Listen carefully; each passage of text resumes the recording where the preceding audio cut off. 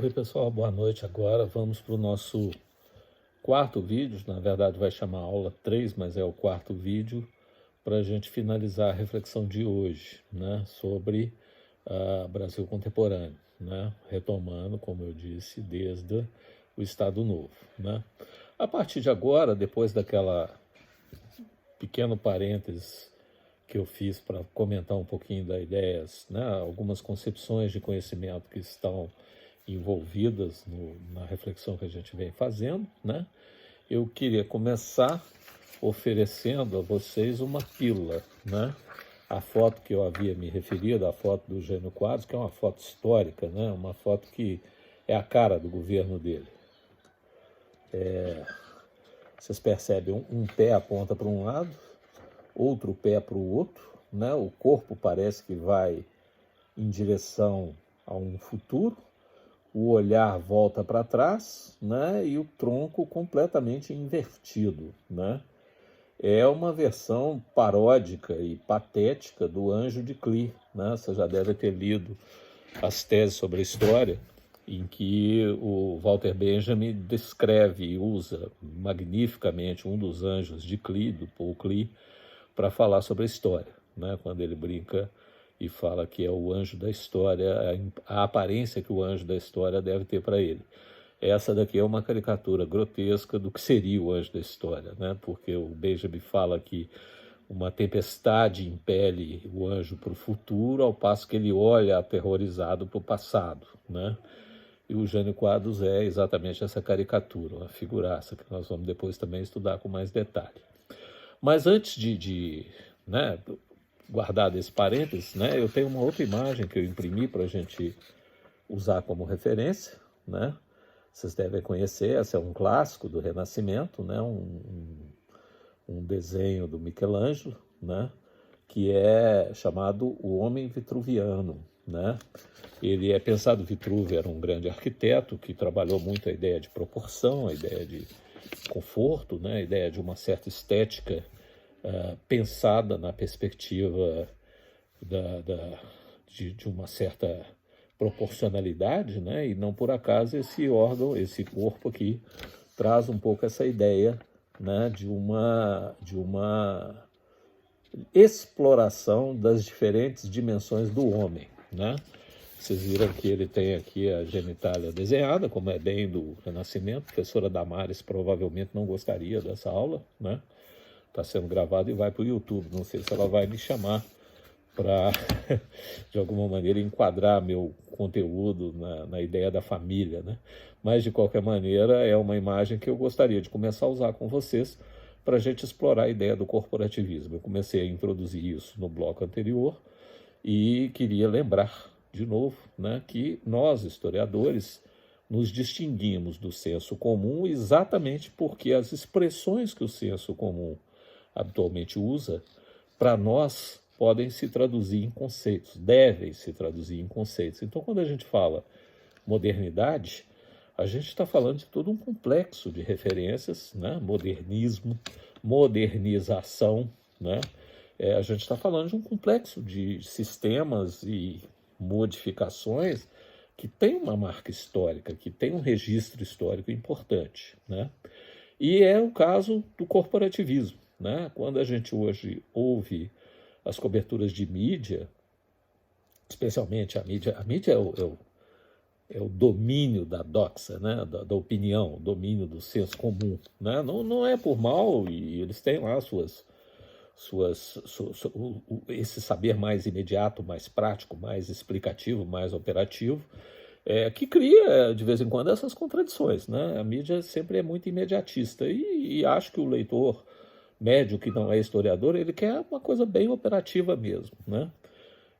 Mas então, voltando, quando a gente ouve a expressão contemporaneamente, a expressão corporativismo, imediatamente a gente, no senso comum, é levado a pensar no corporativismo sindical, corporativismo militar, corporativismo judiciário, que seriam expressões doentias, né, da defesa de interesses, né?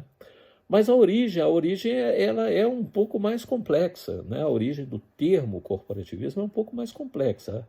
Ela vem, num certo sentido, lá do pensamento religioso, vem da ideia do corpo místico, né, de uma sociedade, do poder, né, atualiza, num certo sentido, alguns dos aspectos da própria religião católica, quando ela esteve estreitamente associada ao poder, né, e aos poucos vai se transformando. Qual que é a ideia fundamental do corporativismo?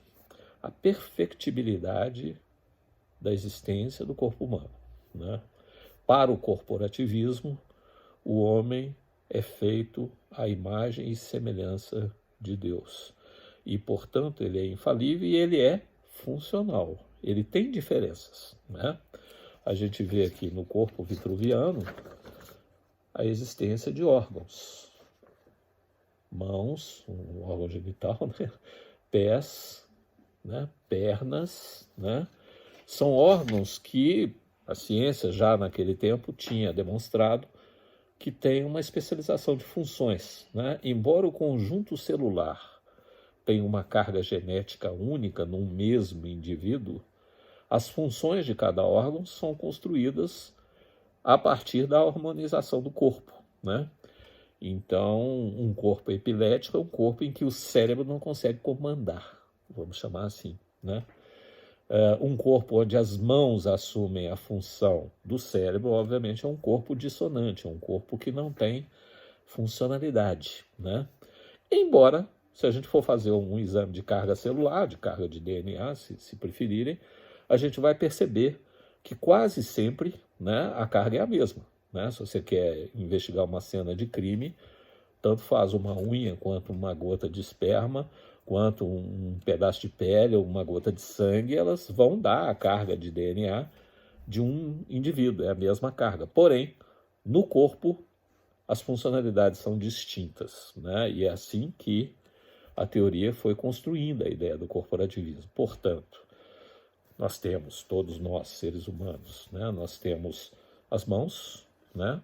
Que são constituídas de ossos, músculos, certas terminações nervosas e certas cadeias, né, que nos permite um movimento sensível, né? A gente consegue pegar objetos pequenos, escrever, né, trabalhar com essa sensibilidade de uma maneira harmônica, né?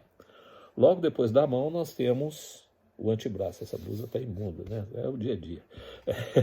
Nós temos a mão de quem tem, blusa de quem tem cachorro.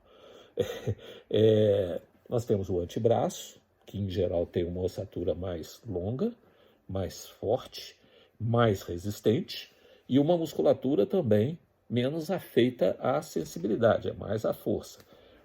A parte superior mais ainda. O que dizer das pernas, né?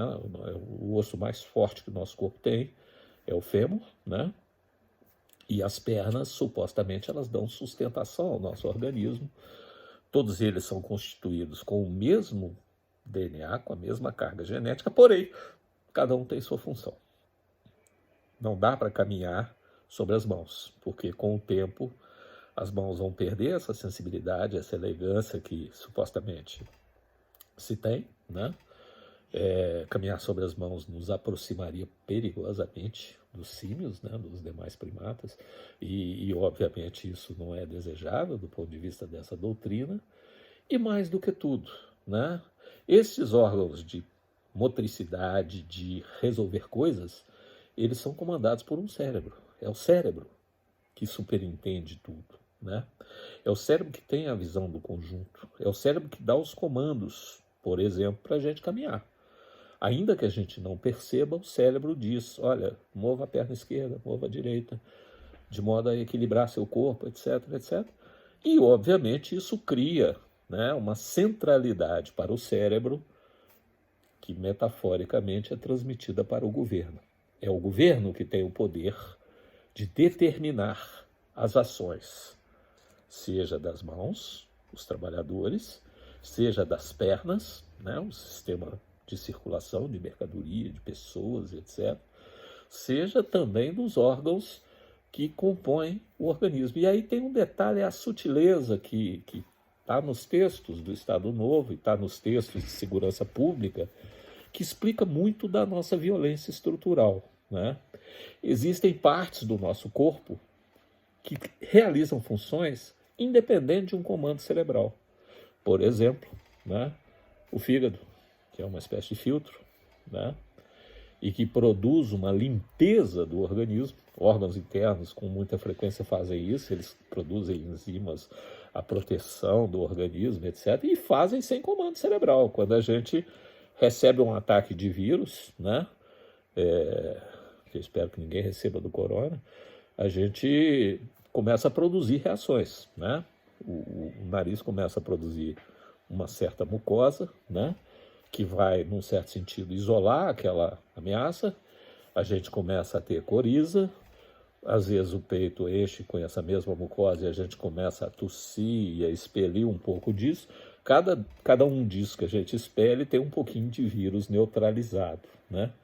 E a passagem para os órgãos de repressão e de controle social é quase que automática, né? Olha, os DOIs, tá? Os departamentos, os DOPS, Departamento de Órgão Político e Social, que era o nome correto na época do Estado Novo, ele age sem comando, porque ele tem uma funcionalidade específica.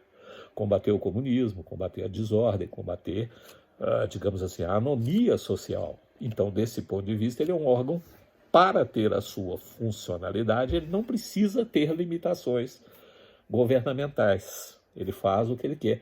E isso, num certo sentido, é o substrato da tortura, né? A tortura acontece, e olha, a tortura não foi uma invenção do golpe de 64. Ela ocorre sistematicamente na sociedade brasileira. A tortura tem finalidade de controle social. No golpe de 64, o controle era mais político e causou um certo choque, um certo frisson, porque ela se impôs sobre a classe média, sobre jovens estudantes, sobre intelectuais. Então isso particularmente foi simbolizado de uma maneira ainda mais danosa. Mas, de fato, né, a tortura é sistemática na política brasileira, ela é sistemática no controle social. Assim como o nosso sistema prisional, né? Observe, nosso sistema prisional não tem a missão, nem a vontade, nem a vocação de retomar o indivíduo para o convívio social. Essa ideia de restabelecer a sociabilidade, a socialização do preso, é uma grande retórica. No fundo, o nosso sistema prisional, o nosso sistema policial tem a função de disciplinar, apartar e estabelecer controle social. A última coisa, hoje nós temos uma população carcerária, sei lá, 700 mil presos, dos quais 250 sem sentença, sem julgamento, sem nada.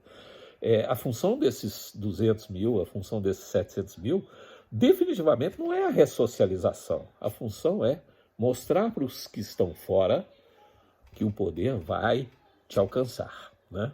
E isso, do ponto de vista do corporativismo, é essencial, porque a sociedade precisa funcionar como um corpo.